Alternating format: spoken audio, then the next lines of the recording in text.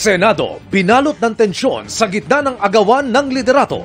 Senador Win Gatchalian, iginiit na siya ang acting Senate President at walang magaganap na pagdinig ngayong araw. There's no hearing today. Senador Alan Peter Cayetano nanindigan namang siya pa rin ang Senate President at tuloy ang pagdinig ng Senate Blue Ribbon Committee. We will continue to function.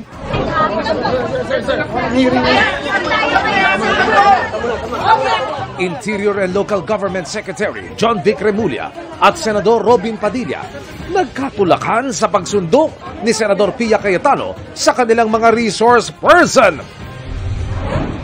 Sa hearing, 18 dating Marines sinabing naghatid sila ng male-maletang pera sa Ilocos para umano kay Pangulong Bongbong Marcos. Dating House Speaker Martin Romualdez at ilang pang politiko at personalidad nakatanggap din daw ng male-maletang pera. Hamon naman sa kanila ng palasyo. Pakita mo na nila ebidensya. Pangulong Marcos gusto na raw matapos ang gulo sa Senado. Umayos kayo. NBI, iniimbestigahan ang impormasyong sinuhulan ni dating Congressman Mike Defensor ang 18 dating sundalo. Mga dating sundalo, umalma naman. Hulikam sa Batangas, SUV na nangain ng kabilang linya, sumalpok sa kasalubong na tricycle. 7 patay. Pag-asa, opisyal nang idineklara ang pagsisimula ng tag-ulan. Pagpapalit ng mga trending na pangalang Charmaine, Vanessa at Melanie, sapat ba na ipanotaryo lang?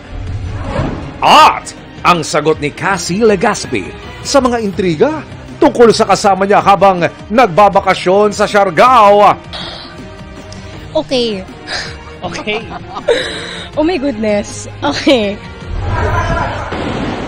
This is Philippine culture. There was a ballot that was rejected first. Live mula sa GMA Network Center, ito ang 24 Oras.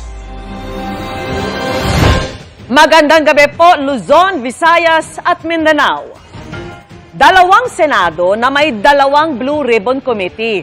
Ganyan ang lumalabas ngayong parehong iginiit ng mga paksyon ni na Senador Win Gatchalian at Senador Alan Peter Cayetano ang kontrol sa Senado. Nagkasubukan ng ituloy ni Cayetano ang pagdinig sa flood control scandal na nire-schedule na ng Gatchalian Block sa Lunes.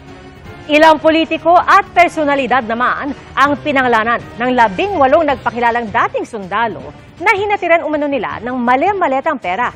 At kabilang daw dyan si Pangulong Bongbong Marcos, Senador Tito Soto at ang iniluklok ng Gatchalian Block bilang chairman ng Blue Ribbon Committee na si Senator Erwin Tulfo. Nakatutok live si Ian Cruz. Ian?